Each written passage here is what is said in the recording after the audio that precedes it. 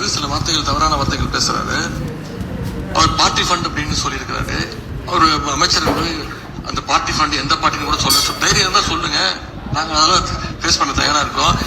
டாஸ்மாக் மாதிரியே பல டிபார்ட்மெண்ட்லயும் மறுபடியும் சொல்றேன், கட்சி நிதின்ற பேர்ல அடிச்ச கொள்ளைய ஒன்னா கவர்மெண்டோட கஜானாக்குள்ளேயே கொண்டு சேர்த்துக்கிட்டே இருக்கிறாங்க.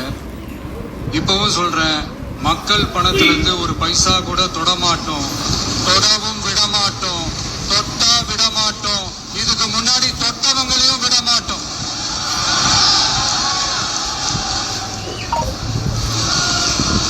ஒவ்வொரு ஊழலா வெளியில வரும் போலே, ஒவ்வொரு வேஷமா கலைஞ்சிரும் போலே, இங்க இருக்கிற நிறைய பேரு நடுங்கி போய் இதுல நம்ம மேல அவதூறு வேற.